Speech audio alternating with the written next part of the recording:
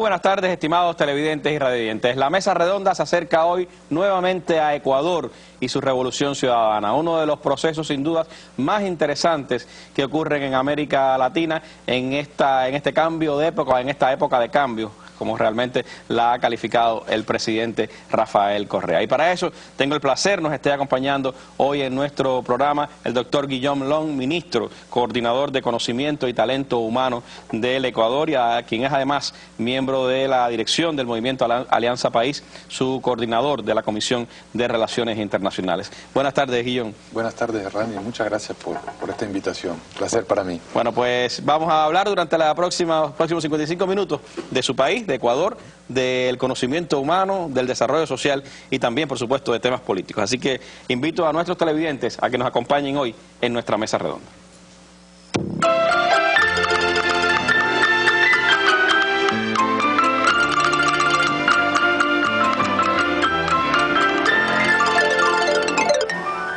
Bueno, Guillaume Long, como decíamos, es doctor en ciencias, bien joven, ministro del gobierno del presidente Rafael Correa. ¿Es el ministro más joven del gobierno? No, hay algunos más jóvenes, pero es verdad que es un gabinete muy joven, ¿no? Debemos ser algunos, yo calculo que más de 10 ministros que tenemos menos de 40 años. Hay que seguirle el ritmo al presidente Correa, es un gobierno muy hiperactivo, con mucha energía, con mucha fuerza.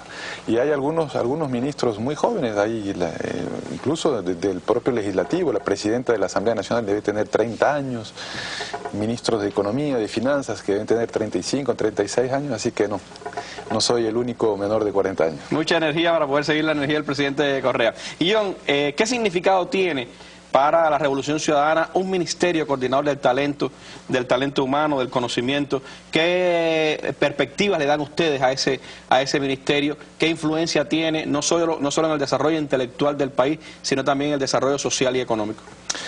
Bueno, la apuesta nuestra es clarísima, ¿no? Hemos sido una economía, como muchas economías de América Latina, que han dependido fundamentalmente de la producción, extracción, exportación de materias primas, ¿no? Y si es que queremos realmente insertarnos en el siglo XXI de forma adecuada, competir en el sistema internacional, y no solo competir, sino insertarnos en el sistema internacional de forma inteligente, tenemos que cambiar nuestra economía. Eso es uno de los grandes retos que enfrentamos. Si en el siglo XX intercambiábamos materias primas por bienes manufacturados y perdíamos en ese intercambio, se llamaba, nosotros los seguidores de Prebisch y bueno, del marxismo económico, de las teorías estructuralistas, hablábamos de la injusta división internacional del trabajo. Bueno, la división internacional del trabajo del siglo XXI es todavía más injusta. Hoy si es que seguimos produciendo materias primas, vamos seguramente a importar bienes con alto contenido tecnológico, ¿no? Todos estos bienes de la economía del conocimiento, de la economía de la innovación. Si antes enviábamos banano e importábamos motores a combustión, ahora enviamos banano e importamos iPads, iPhones, patentes, medicamentos y todo tipo de productos que nacen en la economía de la innovación, y eso claramente va a significar ahondar nuestra dependencia en el sistema internacional. Entonces la propuesta nuestra es realmente hacer lo que en muchos aspectos ha logrado Cuba, depender del talento humano de las y los ecuatorianos, no solamente de los recursos que, bueno, hemos tenido la fortuna de tener, ¿no? Hemos tenido una economía fundamentalmente que depende del petróleo, de la agroexportación, de una corriente de Humboldt que es muy rica en pesca, somos grandes productores de atún y de camarón, pero eso no ha sido por obra nuestra, sino por obra de la naturaleza, y queremos ahora tomar el destino por nuestras manos y que nuestra economía, fundamentalmente nuestra matriz productiva, dependa del talento humano de los ecuatorianos. Por eso el nombre del ministerio. ¿Y esto significa qué? Significa fundamentalmente educación. ¿Cómo lo van concretando? Bueno, primero reduciendo brechas vergonzosas históricas, ¿no? Teníamos todavía, cuando llegamos al gobierno en el año 2007, unas brechas inaceptables, poblaciones enteras que no tenían acceso a educación, ni educación primaria, secundaria, y mucho menos educación superior. Entonces hemos ampliado la cobertura. La buena noticia es que ahora hemos universalizado el acceso a la educación básica, ¿no? Hemos reducido esa brecha vergonzosa que teníamos entre la ciudad y el campo. O sea, hay todo un aspecto hablando del salto cuantitativo, la cobertura, ¿no? Más derechos, redistribución, obra pública, construcción de escuelas y construcción, ahora probablemente tengamos la oportunidad de conversar sobre ello, de también nuevas universidades. Pero eso no es suficiente. Cantidad es una cosa, de garantizar derechos, el acceso, la democratización del acceso es una cosa, lo otro es calidad. Y ahí estamos trabajando muy fuertemente para que no solamente estemos con educación gratuita para todos, sino que esa educación sea educación de calidad, que nos permita en todos los niveles formativos, hasta el nivel superior, hasta el nivel universitario, tener pues el talento humano que nos permita dar el salto cualitativo hacia el desarrollo, hacia el buen vivir, decimos nosotros, que aspiramos. Sin una masa crítica de académicos y de científicos no hace ciencia, ¿no? Entonces tuvimos que partir desde muy lejos. Cuando llegamos al sistema de educación superior, cuando llegamos al poder, el sistema de educación superior del Ecuador tenía apenas el 0,3% de sus docentes universitarios, profesores de universidad, con títulos de doctorado. Hoy ya llegamos, y lo hicimos muy rápido, en 8 años, al 10%. Que es un salto muy importante. Ya hemos alcanzado el promedio de América Latina, pero es todavía insuficiente. Entonces tenemos un programa de becas muy agresivo. Tuvimos que también tomar decisiones muy serias, muy graves. Tuvimos que cerrar en Ecuador 14 universidades, porque esas universidades realmente creadas en lo que llamamos nosotros la larga y triste noche neoliberal. Sí, absolutamente. Cuando todo se privatizaba, podías crear tú una universidad en cada esquina, en universidades de garaje, decimos nosotros, bueno, que estafaban a la ciudadanía, ¿no? Porque la educación es un bien público y tenemos todos un derecho de recibir estudiantes profesionales de calidad, ¿no? En el seno de la sociedad, y los estudiantes también tienen el derecho de recibir una educación de calidad. Bueno, tuvimos que tomar decisiones muy graves, mandarle un mensaje muy rotundo a la sociedad, que no íbamos a permitir la estafa académica, que no íbamos a permitir la venta de títulos y todas estas malas prácticas que a veces nos cuesta explicarle al pueblo cubano qué es eso, porque eso es otra realidad, ¿no? La realidad del neoliberalismo, del aperturismo, de mercado a ultranza fundamentalista, que hizo mucho daño a la educación. Entonces, ¿y eso le costó al gobierno enfrentamiento con bueno, fue una decisión política compleja, por supuesto, pero a la final que gozó de gran popularidad. El pueblo ecuatoriano, todas las encuestas demuestran que hubo una gran aceptación de esa medida. La gente se dio cuenta de que esto era inaceptable, de que eso era una estafa, ¿no? Y que eso evidentemente no iba a graduar a los médicos que necesita la sociedad, ni los ingenieros que necesita la sociedad, por problemas fundamentalmente de calidad académica. Entonces, tú preguntas, ¿cómo lograr eso? Conjugando dos aspectos fundamentales. Yo me atrevo a decir 3 aspectos, pero un aspecto que es, bueno, ampliar, incluir a los excluidos, la democratización del acceso. Nuestra Constitución, la llamamos la Constitución de Montecristi, que fue aprobada en referéndum en 2008, establece la gratuidad, por ejemplo, de la educación superior, cuando la educación superior, antes de la Constitución, pública y privada, costaba, ¿no? Había aranceles. Eso democratizó muchísimo el acceso. Vemos ahora en 8 años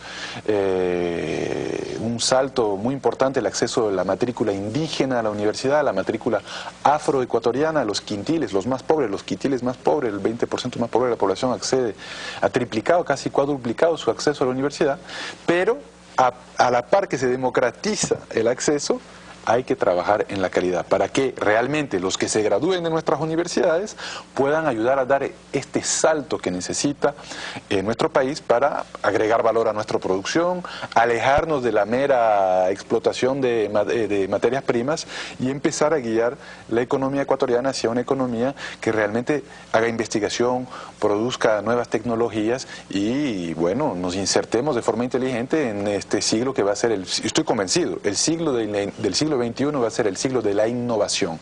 Quienes innoven van a tener propiedad intelectual, quienes tengan propiedad intelectual van a tener patentes, quienes tengan patentes van a dominar el mundo. Y nosotros no queremos pasivamente ser víctimas de esta nueva injusta distribución internacional del trabajo. Imagino que su experiencia haciendo el doctorado en Londres, la propia experiencia del presidente Rafael Correa haciendo sus doctorados en universidades europeas le han dado una dimensión de lo que significa una universidad de alta calidad calidad en la formación. Pero esa experiencia europea, ¿cómo revertirla en otras condiciones, en otras necesidades que son las que tiene Ecuador? Sí, sí, no, sin duda la experiencia académica del presidente Correa es muy importante. Él entiende de academia, entiende de universidades, eso ha ayudado mucho a transformar el sistema universitario y educativo en general, pero no cabe la copia. Hay que inspirarse de todos los modelos, aprender lo mejor de las diferentes realidades que nos circundan, pero no cabe la copia. Nosotros tenemos necesidades ecuatorianas y hay que dar respuestas ecuatorianas a estos problemas históricos, estructurales que son de nuestra patria. Entonces, definitivamente estamos analizando cuáles son las vulnerabilidades del sistema y cómo crear lo que llamamos nosotros los efectos, los círculos virtuosos para poder tener una masa crítica que nos ayuda a generar conocimiento. Y la idea es que generar además un conocimiento, no necesariamente como se genera conocimiento en otras latitudes. Nosotros queremos generar un conocimiento al servicio de la ciudadanía, para garantizar derechos. Y esto significa conocimiento público, no conocimiento privatizado. Eso es muy importante porque en otras latitudes la academia también juega un rol que no es necesariamente el rol que nosotros queremos que juegue nuestra academia, nuestras universidades. Pensamos que además la privatización del conocimiento son barreras institucionales que son bastante artificiales, ¿no? Si es que tú y yo intercambiamos una idea, tú me das una idea, yo te doy una idea, al final del día tendremos ambos dos ideas.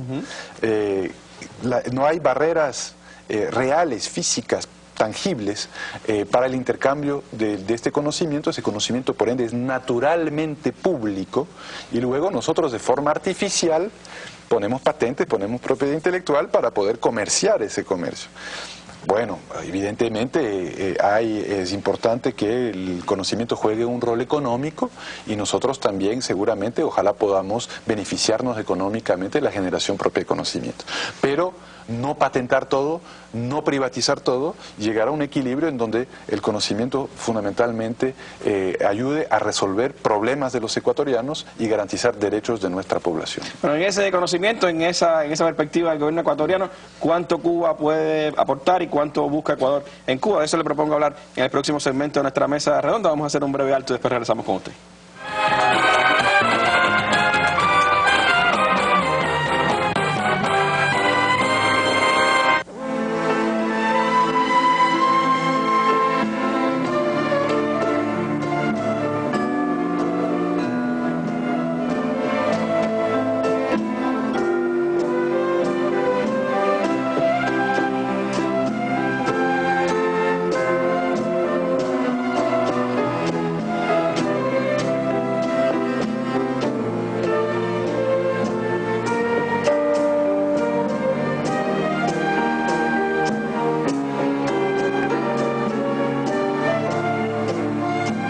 El análisis de los más importantes acontecimientos internacionales.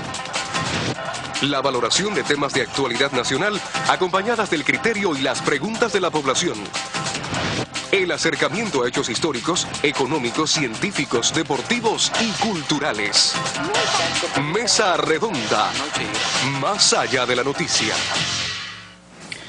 El ministro ecuatoriano Guillón Long ha estado en Cuba en estos días con una apretada agenda, reuniéndose con nuestras autoridades de diversos ministerios que tienen que ver, por supuesto, con el desarrollo del conocimiento y con el desarrollo social en general. Las autoridades de cultura, de educación superior, pues han estado acogiendo al ministro ecuatoriano en esta visita. Me gustaría por eso, doctor Guillón, hablar un poco de ese intercambio, esa colaboración entre Ecuador y Cuba. Cómo en el campo que usted pues dirige está dándose ese intercambio, qué busca Ecuador en Cuba, qué puede aportarle Ecuador a Cuba también.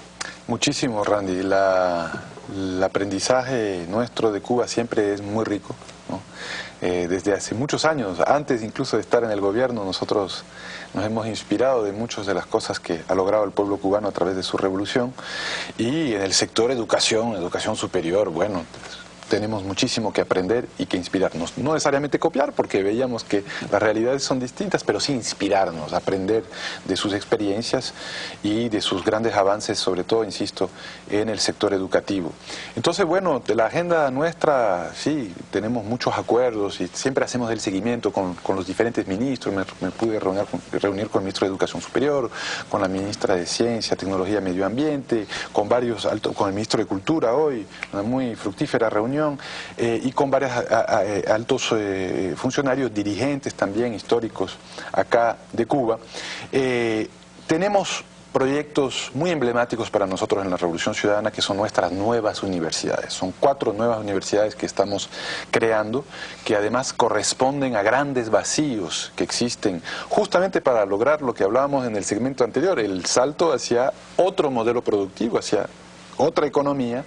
Hay 2 universidades fundamentalmente científicas. Una es un parque científico, un proyecto muy emblemático, muy importante para la Revolución Ciudadana, que se llama Yachay, es una verdadera ciudad del conocimiento, un parque tecnoindustrial que estamos construyendo al norte del país.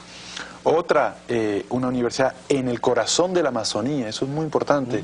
Nosotros tenemos una gran ventaja comparativa, esta tremenda riqueza natural, ese patrimonio biogenético que no lo hemos aprovechado, ¿no? Tenemos nosotros Islas Galápagos, costa, parecido el clima aquí en la isla, montañas que suben hasta 6.300 metros, hasta la nieve, y la mitad del país que es selva amazónica con una inmensa biodiversidad que otros la están aprovechando muchas veces a través de la biopiratería y prácticas realmente condenables, y que nosotros no lo hemos hecho. Entonces estamos construyendo, ya tienen sus primeros estudiantes de una universidad amazónica para investigar nuestra fauna y flora, para ahí derivar temas de biotecnología, temas farmacológicos, y ahí Cuba tiene pues una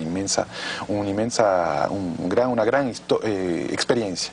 Y 2 universidades adicionales que son muy importantes para nosotros: la Universidad Nacional de Educación, para formar los docentes del mañana en el sistema primario y secundario, principalmente porque sin buenos docentes en educación general, obviamente no hay generación posterior de conocimiento, ciencia, tecnología. Todo esto es una cosa integral, no hay un encadenamiento ahí. Y una Universidad de las Artes, que es un gran proyecto en la ciudad de Guayaquil, con escuelas de cine, escuela de diseño, escuela de danza, ballet, artes escénicas, artes plásticas, y ahí tenemos una relación histórica, porque yo ya he venido algunas veces a Cuba con ELISA. ELISA, nuestra Universidad de las Artes. Es una institución académica de excelencia. De excelencia, de gran trayectoria, además un lugar muy bonito, creado ya hace 40 años. Y con ELISA tenemos una gran cercanía, nos están ayudando en los aspectos más académicos, el tema curricular, sobre todo en el ámbito de la música. Entonces mañana estaremos en ELISA también, ahí visitando la comunidad académica, dictaremos una conferencia, firmaremos algunos convenios. Realmente hay unas comisiones también que van a visitarnos. Hay una relación en un sinnúmero de ámbitos. También en la mañana estábamos en la oficina del historiador de la ciudad hablando, y en el Colegio San Jerónimo, viendo temas más de carreras técnicas en el ámbito de la arquitectura, del patrimonio.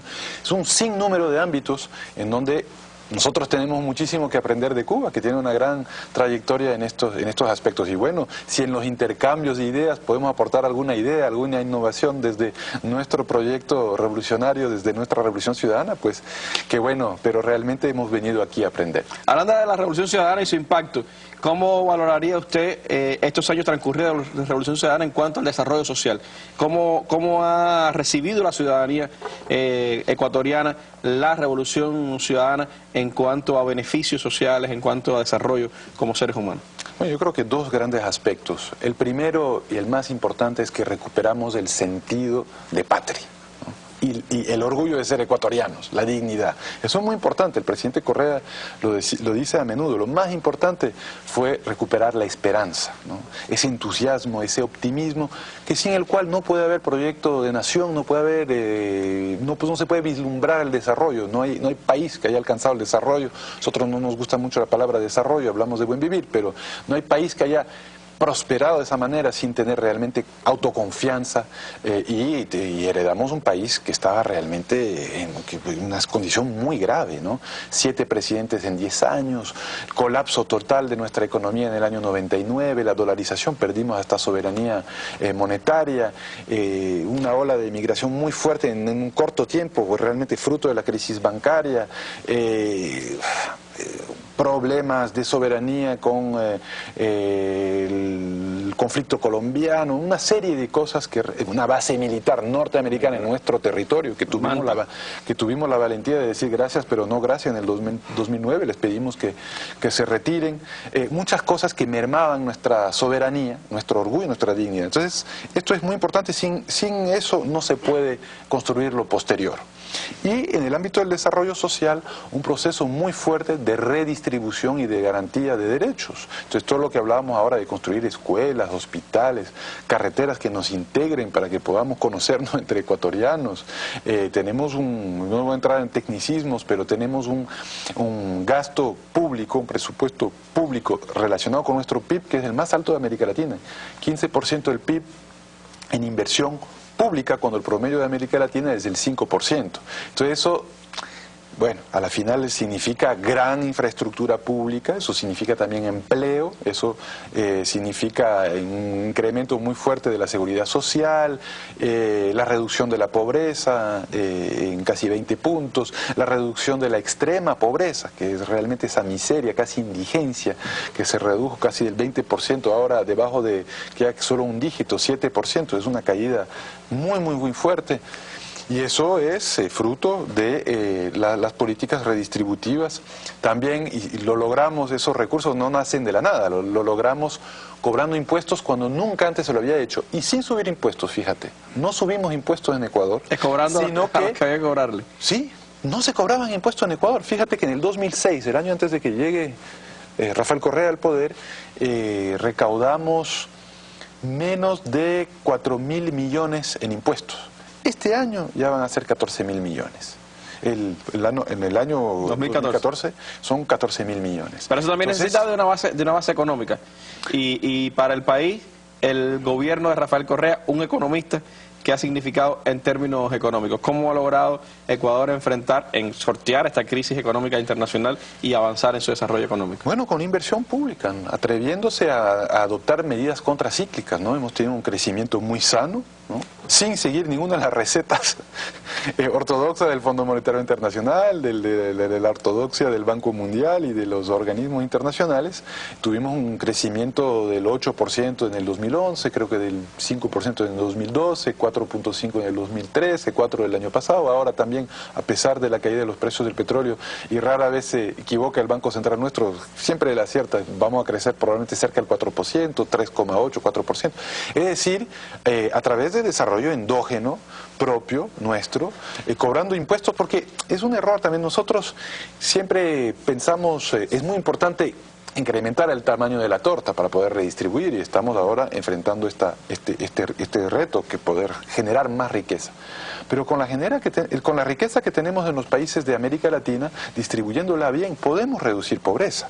Insisto, los grandes potentados, la aristocracia, la oligarquía del Ecuador no pagaba impuestos, y solamente cobrando lo que por ley, ni siquiera inventándonos nuevas leyes, sino que por ley tenían que cobrar, hemos podido hacer mucha redistribución, garantizar derechos, construir hospitales, construir escuelas. Ahora, eso no significa que no tengamos que cambiar a futuro nuestra matriz productiva, es decir, orientarnos hacia algo que sea mucho más rentable, y lo acabamos de decir, como usted decía, salir de la economía del conocimiento, no las materias primas. Salir del petróleo y de la agricultura. Pero incluso con la materia prima, tú puedes hacer mucho si es que realmente te dedicas a redistribuir y a reconocer derechos. Sin duda nos ha ayudado también en la renegociación de la deuda, que fue muy importante, ¿no? Creo que fue un paso también importante para su fundamental, aprovechamos.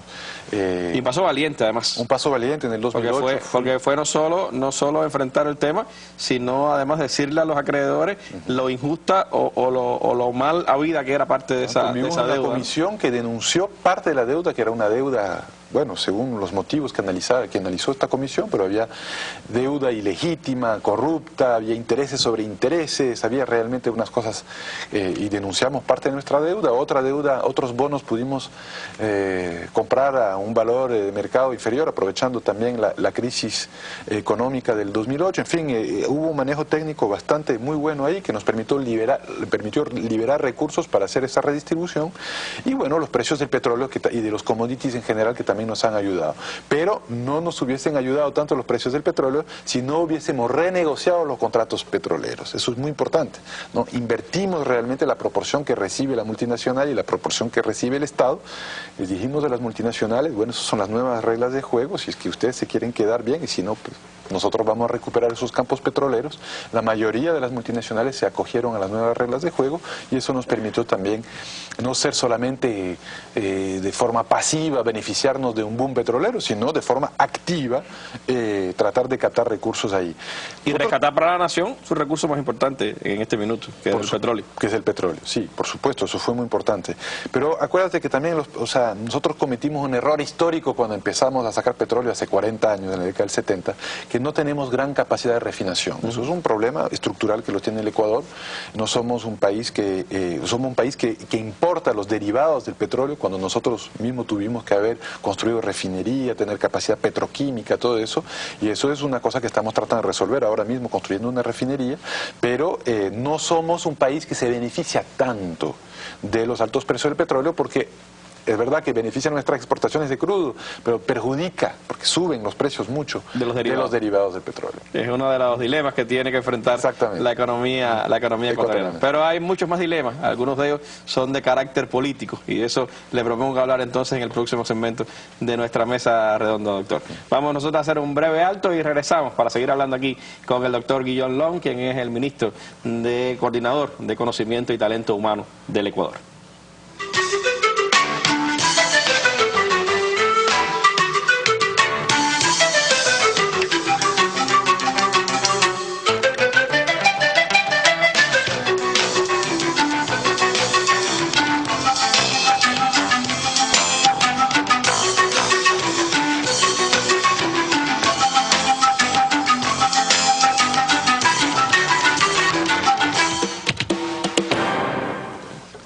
Bueno, hablando de Ecuador, por supuesto que la Revolución Ciudadana de Ecuador, como todos los procesos progresistas actuales de América Latina, han vivido desde el primer minuto bajo el fuego de la oligarquía interna y bajo el fuego también de los enemigos externos que tienen los procesos de nuestra región. Pero ha salido victoriosa. El presidente Rafael Correa exhibe hoy el más alto índice de popularidad entre los presidentes de la región. Tiene, por supuesto, un proceso político que ha encabezado y que ha cambiado la dinámica de su país. ¿Cómo ha sido posible esa transformación política del Ecuador? Un país que, como usted nos señalaba ahorita, venía de 7 presidentes en apenas una década, a esta estabilidad lograda por el presidente Rafael Correa. ¿Y cuál es, en su opinión, el momento más importante o los temas más importantes hoy del debate político en su país? Bueno, yo creo que ha sido posible a través de una serie de factores, ¿no? Ciertamente el recuperar la esperanza inicialmente, tener un proyecto de patria, todo esto nos convocó a todos los ecuatorianos de participar de ese proceso. Hubo también mucha participación ciudadana a través de diferentes mecanismos en el proceso constituyente de Montecristi, las nuevas reglas de juego del Ecuador. Hubo mucha participación ciudadana ahí que se empoderó del tema. Elecciones, muchos plebiscitos, hemos tenido 10 elecciones en 8 años, y eso hace realmente que la gente, bueno, se le ha preguntado, les hemos planteado muchas preguntas. Tuvimos incluso un referéndum con 10 o 11 preguntas puntuales, involucrándole a la ciudadanía en este proceso político. El carisma del presidente, el liderazgo del presidente es un factor muy importante, ¿no? Yo creo que, bueno, por fin los ecuatorianos ven a un presidente que está presente en todos los territorios. Nosotros, como gabinete de ministros, sesionamos sesionamos. En cada uno de los pueblitos tenemos una figura que se llama el gabinete itinerante, y cada 15 días, cada 3 semanas estamos en lugares muy alejados del país, en donde jamás ha visitado un ministro de Estado, mucho menos un presidente de la República, y sesionamos ahí el gabinete en pleno, resolviendo los problemas de la localidad, pero también los problemas del país, con mucha presencia. Luego nos vamos a aulas de escuelas, cada uno de los ministros, atendemos a la ciudadanía en lo que llamamos las mesas ciudadanas, y a veces que tenemos, palpamos la realidad de los ciudadanos, y yo creo que eso es algo que es un estilo de gobernanza totalmente diferente, es un estilo político totalmente diferente, que yo creo que ven que estamos haciendo con muchos errores, ¿no? Por supuesto, hemos aprendido mucho en estos últimos 8 años, hemos corregido, ¿cierto?, con errores, vicisitudes, en fin, pero ven un gobierno honesto que realmente trata de la mejor forma posible de atender las demandas de la ciudadanía y de los más desposeídos, de los más vulnerables, de los más excluidos. Eso creo que es la clave del éxito. Si tú tienes un gobierno transparente, honesto, trabajador, que realmente se dedica a eso y no a la corrupción o al entreguismo, el resultado se va a ver en la popularidad presidencial y en las urnas, en las elecciones. ¿Cuáles son los retos en la actualidad? Yo creo que algunos. Tenemos todavía temas que creemos que hay que fortalecer. Por ejemplo, en mi sector hemos trabajado mucho tema de educación superior, universidades. Creo que nos falta mucho trabajar el tema cultura, que es una gran fortaleza, por ejemplo, de Cuba. Muy importante. No pudiera haber proceso revolucionario cubano sin el acompañamiento de las artes y de la cultura. Nosotros tenemos que trabajar todavía mucho en ese aspecto en Ecuador. Y bueno, los retos políticos más puntuales está, por supuesto, el tema de la reelección en el 2017, el presidente Correa. ¿Qué cree usted? ¿Habrá o no la reelección? Bueno, el presidente ha dicho que él no quiere, pero que sí, evidentemente, si es que hay cualquier peligro, cualquier amenaza a la continuidad de nuestro proceso político, él se volvería a presentar, ¿no? Nosotros confiamos mucho en el liderazgo del presidente Correa, ha sido muy importante en estos años. Creemos que todo este debate sobre la alternabilidad es un falso debate que es impuesto desde la derecha. ¿Qué mayor alternabilidad que poder votar a favor o en contra de alguien? Entonces, no estamos reduciendo derechos, estamos ampliando derechos, no estamos reduciendo posibilidades, sino ampliando posibilidades. Que lo que pasa es que la derecha teme mucho ser derrotada en las urnas una vez más, entonces están buscando... Sobre todo creo que hay una derecha quizás en algún momento envalentonada por los triunfos parciales, esto en alcaldías importantes, que le pudieron dar quizás una dimensión de que pudieran derrotar al movimiento Alianza País en una futura elección si no estuviera Rafael Correa. Yo creo que ahí está un poco el debate también de cómo se visualiza un proceso electoral próximo en Ecuador, y por eso la importancia de ese debate sobre la reelección. Sí, correcto. Después del 23 de febrero, que para nosotros fue, si bien sacamos más alcaldías y más gobiernos locales que cualquier otro movimiento, partido de lejos, somos el partido más importante, el movimiento más importante en el Ecuador, sí hubo ese revés importante en Quito y en Cuenca también, que envalentonó a la derecha. Perdimos la alcaldía de Quito, que era un bastión político muy importante para nosotros. Hubo luego todo un ejercicio de autocrítica desde el movimiento político, que creo que también a veces son buenos esos sacurones para corregir algunos errores. No le estábamos dando la suficiente importancia al movimiento político. Estábamos tan metidos en la gestión del gobierno, tratando de cambiar las estructuras, que nos olvidamos de lo más importante. No nos olvidamos, estoy exagerando, pero creo que tuvimos que haberle dado más énfasis al movimiento político, que a la final es aquel que perdura en el tiempo. Con o sin gobierno de la Revolución Ciudadana, el movimiento político tiene que estar de aquí a 10, 20, 50, 100 años a la vanguardia de las nuevas luchas, de las nuevas emancipaciones, de los nuevos procesos revolucionarios, y eso es algo que tenemos que fortalecer muchísimo, además, para poder hacer desde la organización política, trabajo de base, formación política, trabajar de cerca con la ciudadanía, que lo nuestro no sea solamente un fenómeno electoral, sino que sea un fenómeno, no un fenómeno, sino un proceso realmente arraigado en los corazones de la ciudadanía, que tenga bases políticas muy fuertes, con gente que se identifique con nuestro movimiento político, con nuestra revolución ciudadana. Entonces, este es el reto. Sin duda, la derecha está un poco envalentonada. Hubo inmediatamente después de febrero unos meses de gran expectativa por parte de la derecha, pero creo que los procesos electorales en América Latina del año 2014 volvieron a confirmar lo que sabemos, que nuestros proyectos políticos en los diferentes países progresistas de América Latina son muy sólidos, ¿no? La tremenda victoria de Evo ahora en Bolivia, la victoria el compañero Tabaré Vázquez en Uruguay, un poquito antes en El Salvador el compañero Sánchez Serén, la propia Michelle Bachelet en Chile, Dilma en Brasil, fundamental la victoria de Dilma en Brasil, a pesar de todo lo que trataron de hacer la derecha, los medios de comunicación para impedir esa victoria. Realmente son victorias que confirman lo que tú decías al inicio del programa, que no es solamente una época de cambio, sino un verdadero cambio de época, y que los pueblos de América quieren seguir enrumbándose hacia estos horizontes emancipadores, soberanos, de dignidad y de integración, además, que es un tema que no hemos hablado, de integración de nuestra América. Bueno, de eso le propongo hablar. Vamos a hablar ahora un poco más adelante del tema de la integración, pero por supuesto estaremos siempre a la expectativa de ver cómo se conduce ese camino hacia las próximas elecciones y si el presidente Rafael Correa se presentará a la reelección. Creo que algo sin dudas que ayudará mucho a ese proceso en el Ecuador. Así que vamos a hablar en unos minutos sobre la integración y sobre el papel que Ecuador juega dentro de ella. Siga con nosotros aquí en la Mesa Redonda. El más amplio análisis de los acontecimientos que marcan al mundo, con reconocidos periodistas y especialistas de temas globales y regionales. Los temas internacionales en la Mesa Redonda. Nuestras armas son las ideas.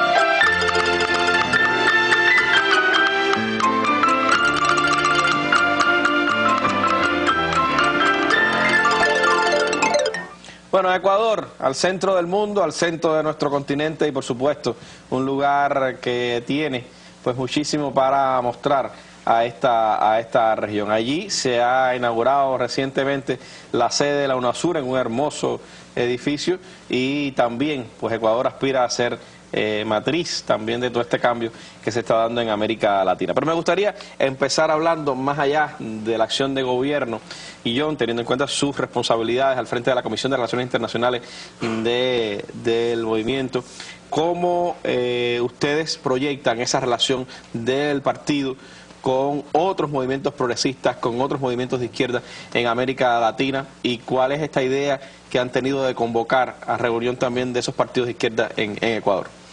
Mira, sí, parte de la recuperación del movimiento político como una base fundamental del accionar político en nuestros procesos revolucionarios también pasa por las relaciones internacionales, ¿no? Entonces hemos realmente querido relanzar una agenda en donde nuestro movimiento se llama Alianza País, pueda tener iniciativa política propia también en el ámbito internacional. Y yo presido esa comisión desde hace quizás un poquito más de 6 meses y hemos hecho muchos acercamientos con muchos partidos, movimientos amigos de América Latina. Una de las primeras cosas que decidimos hacer y tuvo mucho éxito fue organizar un encuentro en el mes de septiembre en Quito de movimientos, partidos de izquierda afines, sobre todo, pero no exclusivamente, pero sobre todo aquellos que están ejerciendo de alguna manera el poder, ¿no? Después de, por ejemplo, 15 años en el caso de la Revolución Bolivariana, 10, 11 años en el caso argentino, brasileño,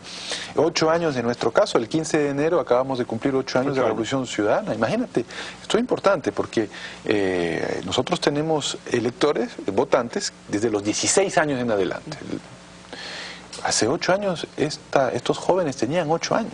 Entonces es muy importante que pensemos cómo renovar el discurso y pasa lo mismo en muchos de los proyectos progresistas. Lo obvio el no a la base de Manta, la construcción de las escuelas, de los hospitales, la recuperación de la dignidad, la campaña contra Chevron, todo eso ya lo hicimos. Muchas veces estamos entrando ya a una parte mucho más compleja, mucho más fina, mucho más cualitativa de nuestros procesos revolucionarios, porque mucho falta, por supuesto, más cosas, pero lo obvio, en lo que todos estábamos de acuerdo, ya lo hicimos, recuperamos nuestros proyectos de Estado-Nación. Entonces, es muy importante tener ese debate y había un poco un clamor. Lo primero que hicimos es organizar ese encuentro que le llamamos ELAP. Tuvo gran acogida en Quito, además de una fecha muy emblemática para nosotros, que es el 30 de septiembre, que fue aquella intento de golpe de Estado. Fecha que tuvimos un secuestro de nuestro presidente, un intento de golpe de Estado, casi, bueno, yo he hablado de intento de magnicidio, recibir esa solidaridad en esa fecha fue muy importante. Además que recibimos también la visita, bueno, de muchos cuadros de altísimo nivel, muchas personalidades intelectuales también, no solamente personalidades de los partidos, y también de queridos amigos de otras latitudes. Estuvo Pablo Iglesias de Podemos, una delegación muy importante de Syriza, que en aquel entonces no ejercía el poder en Grecia, pero ahora estamos muy contentos de que... Ya lo estaban invitando ustedes a una reunión de partidos en el poder. Exactamente, ya los estamos invitando a la reunión de partidos en el poder, sabiendo que iban a ganar, y nos alegramos mucho de esa victoria. Entonces, eso es algo que tuvo un gran éxito. Hubo, por supuesto, una importante delegación cubana, el compañero Francisco Delgado, en fin. Nos han pedido que volvamos a hacer lo mismo, pero ahora sí mucho más grande, con más tiempo de organización, más pensado, el próximo 30 de septiembre, le decimos nosotros 30S, en el 2015, que además marca los 5 años de esta fallida intentona de golpe de Estado. Entonces, eso es una de las cosas que hemos hecho en el ámbito más multilateral. Y tú sabes que este año pues tenemos la altísima responsabilidad de ejercer la presidencia de la CELAC, ¿no? Nosotros tenemos realmente corazón integracionista, vocación integracionista. Creo que lo demostramos durante los 2 años que estuvimos a la presidencia pro tempore de la UNASUR, aquel mecanismo de integración de los países de América del Sur, y ahora vamos realmente a esmerarnos para que la presidencia pro tempore de la CELAC sea hiperactiva como caracteriza nuestro gobierno, sea muy proactiva, sea muy fructífera y realmente podamos avanzar en la CELAC hacia nuestros horizontes integradores. Pero eso hay que hacerlo, por supuesto, desde el gobierno, y ahí el compañero Ricardo es quien está, Ricardo Patiño, nuestro querido canciller, es el que está a cargo de este proceso, pero nosotros desde los movimientos y desde los partidos también tenemos una responsabilidad, debemos acompañar eso. Entonces, parte de la visita acá a Cuba también es para hablar con el Partido Comunista y con sus dirigentes para realmente intercambiar ideas y involucrar desde Alianza País a la ciudadanía, a los militantes, a la gente, para que sientan que la integración no es solamente de la alta esfera de los gobiernos, sino que es algo que pertenece, esa hermandad latinoamericana es algo que pertenece a los ciudadanos. Esa es una también de las dinámicas, imagino, importantes en el ámbito político para Ecuador, ¿no? En el sentido de cómo entender un país que usted decía no tenía ni siquiera vocación patriótica en algún sentido, perdió esa vocación por todos los gobiernos, el impacto de esos gobiernos neoliberales, menos debería tener una vocación latinoamericanista. ¿Cómo rescatar en la ciudadanía ecuatoriana ese sentido de patria grande latinoamericana y de ver a Ecuador como parte importante de esa comunidad, activa en esa comunidad, incluso en un país que sufrió hasta ataques de sus vecinos y tuvo que buscar la manera de sobreponerse a esos ataques y buscar la integración por encima de esas diferencias? Eso es una excelente pregunta y es un gran reto, no es fácil. Hemos, creo que, retomado muchos símbolos muy importantes, por ejemplo en el ámbito andino, el símbolo del bolivarianismo, que es muy importante, el sueño de Bolívar, que fue realmente un sueño que lo estamos retomando a mucha honra el día de hoy, y explicar a la ciudadanía que si es que las banderas de Ecuador, Colombia y Venezuela son las mismas, es porque algún día fuimos una sola patria, un solo país, y que debido a rencillas y egoísmos y intereses oligárquicos realmente ese proceso no pudo prosperar. Entonces, claro, eso es fundamental, volver a retomar este legado martiano, bolivariano, alfarista, pero no es suficiente, porque Claro, eso apela a un imaginario que no necesariamente tiene concreciones en la vida cotidiana de los ciudadanos.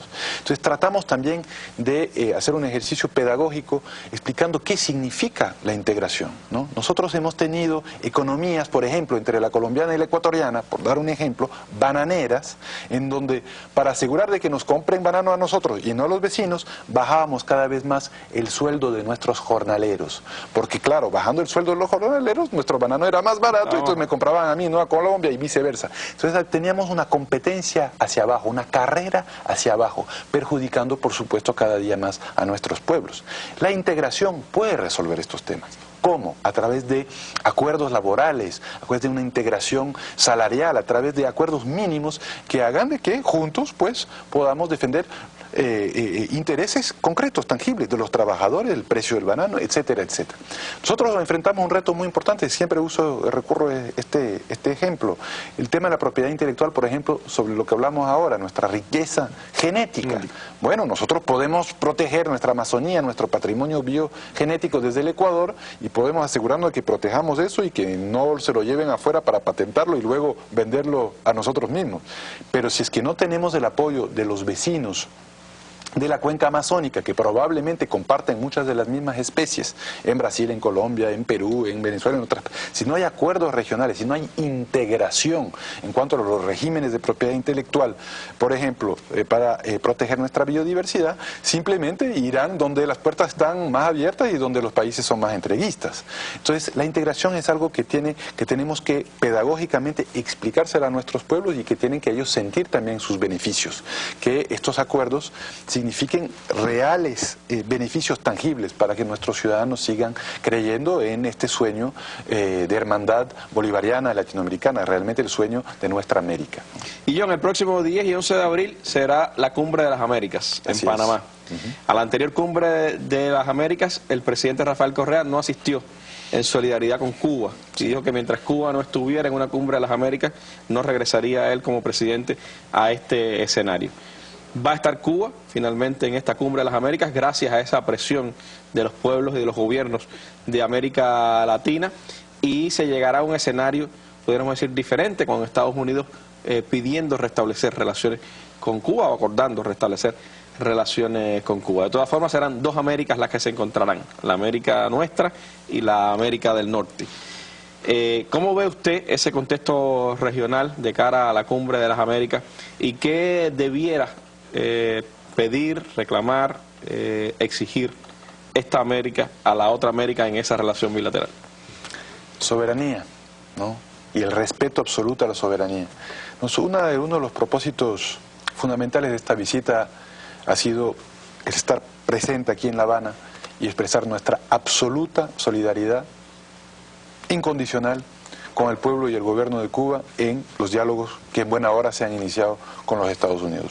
Sacamos el día 18 de diciembre, me parece, un comunicado desde el mismo movimiento, con mucho entusiasmo, con mucho optimismo, saludando este horizonte promisorio, pero recordando siempre de que se trata de una victoria del pueblo cubano, que en su histórica y heroica lucha ha podido obligarle al gobierno de Estados Unidos en sentarse en la mesa y en reconocer, porque lo han hecho ahora, de que su estrategia de asfixia, de estrangulamiento de la isla ha fracasado. Nosotros estamos acá para acompañar al pueblo cubano, al gobierno cubano en este diálogo, en este proceso que se abre ahora, que se inicia ahora, saludando por supuesto la madurez, que hay que decirlo, del presidente Obama en este proceso, pero reconociendo de que se trata de una victoria fundamentalmente del pueblo cubano que saludamos. Yo creo que ha llegado la hora, no solamente de hablar de relaciones diplomáticas, sino de poner fin ya a este bochornoso bloqueo a la isla.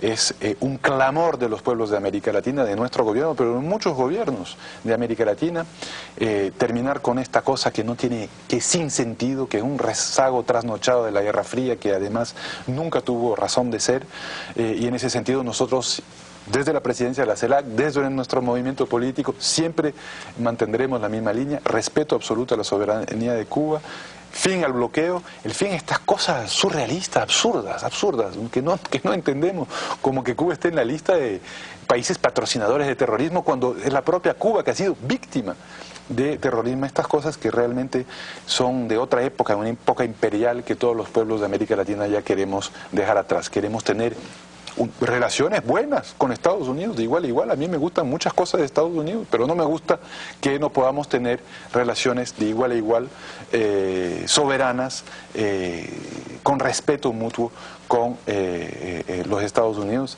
Así que nuestro firme compromiso desde todos los espacios de gobierno, los espacios partidistas, de acompañar a Cuba en esta lucha para que finalmente se ponga fin a este bloqueo que ha durado, que va a quedar en la historia como una de las mayores vergüenzas del siglo XX y del siglo XXI.